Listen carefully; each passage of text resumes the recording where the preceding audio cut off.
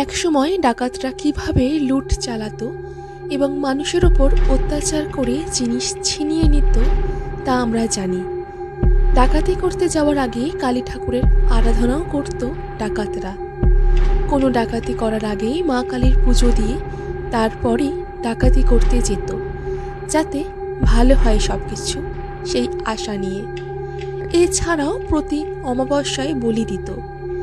একসময় নরবলি দেওয়ার চলও ছিল, তবে সেই সব এখন আর নেই।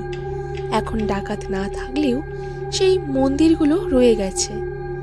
এই সমস্ত মন্দিরে গেলেই এখনো গা ছমছম করে। তখন তো আরো জঙ্গল, জনশূন্য এলাকা ছিল। সেরকমই এক মন্দির সিঙ্গুরের ডাকাত কালী। খুবই জাগ্রত এবং বহু বছরের এই মন্দির।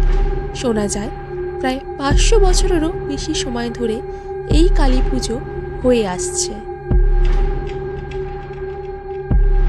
সিঙ্গুরে পুরুষোত্তমপুর এলাকায় এই ডাকাত কালী মন্দির অবস্থিত। মা শারদার ইতিহাস জড়িয়ে আছে এই কালীর সাথে।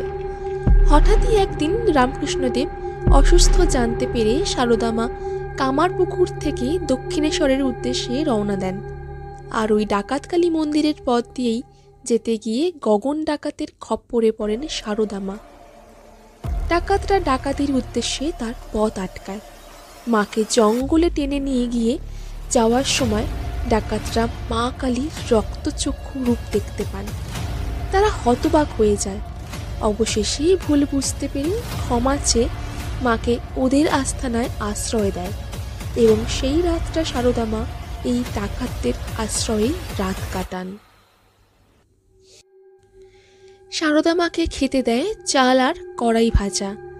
তারপর ডাকাতরা শারদা মাকে দক্ষিণেশ্বরে ছেড়ে দিয়ে এসে ডাকাতি ছেড়ে দেয়, এমনটাই জানা যায়। সেই থেকে চাল আর কড়াই ভাজা নৈবেদ্য দেওয়া হয় মাকে। এছাড়াও লুচি, মিষ্টি, ফল ভোগ দেওয়া হয়। এখনও ছাগ বলি হয় কালী পুজোর দিন।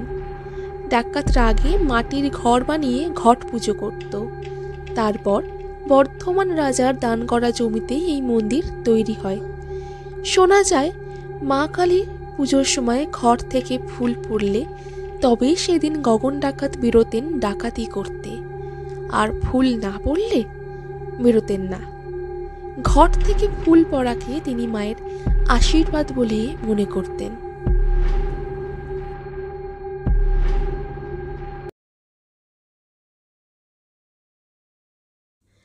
কেমন লাগছে আমাদের ভিডিও অবশ্যই জানান। আর ভিডিও ভালো লাগলে সাবস্ক্রাইব করুন এবং লাইক দিন ও কমেন্ট করুন।